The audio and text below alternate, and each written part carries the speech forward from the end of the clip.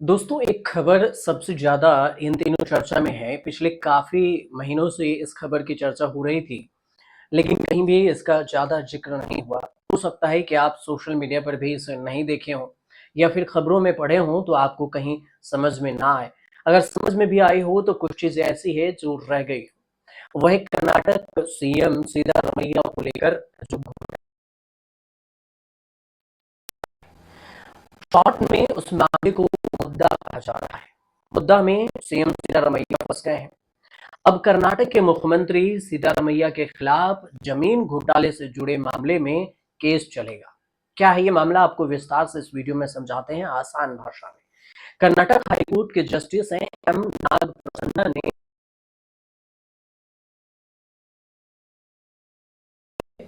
Case में मुख्यमंत्री का परिवार शामिल है, इसलिए याचिका खारिज की जाती है।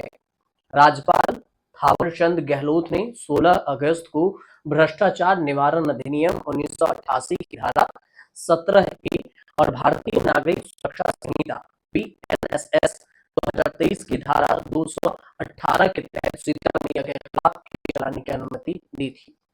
सीएम ने 19 अगस्त को इसे हाईकोर्ट में चुनौती दी।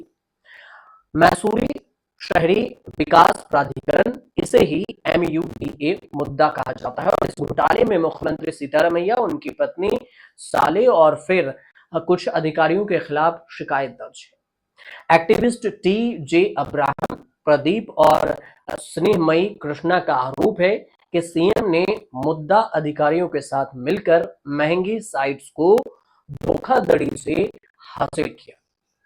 सिद्धारमैया की ओर से अभिषेक मनु सिंघवी वकील हैं और प्रोफेसर रवि वर्मा भी वकील हैं जो पेश हुए। राज्यपाल की ओर से सॉलिसिटर जनरल तुषार मेहता ने पैरवी की।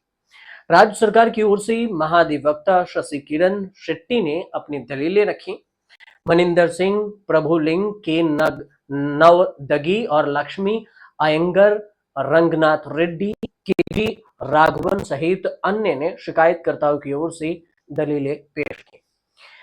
इस पूरे मामले को लेकर सिद्धारमैया बोले कि सत्य की जीत होगी। मुख्यमंत्री ने यह भी कहा कि जांच का सामना करने से हम नहीं डरते, लेकिन कानूनी सलाह लेंगे कि क्या इस मामले में इन्वेस्टिगेशन हो सकती है या फिर नहीं।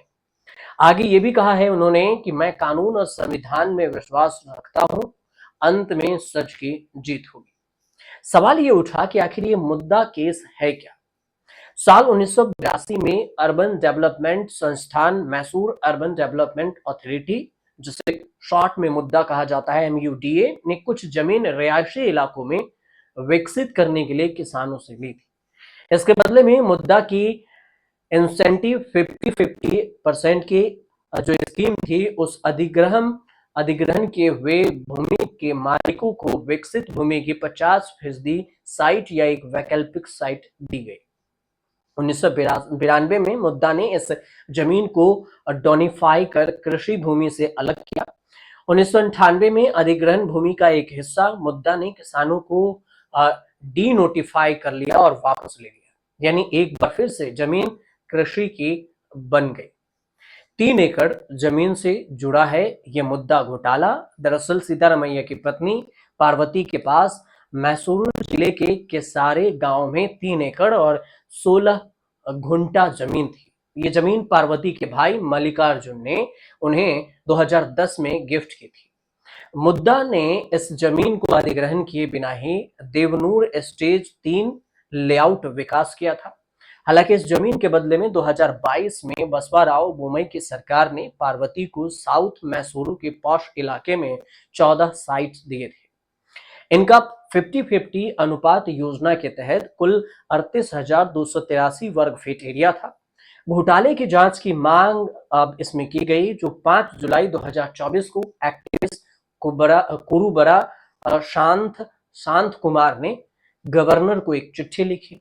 इस चिट्ठी में उन्होंने कहा कि मैसूर के डिप्टी कमिश्नर ने मुद्दा को 8 फरवरी 2023 से 9 नवंबर 2023 के बीच में 17 पत्र लिखे।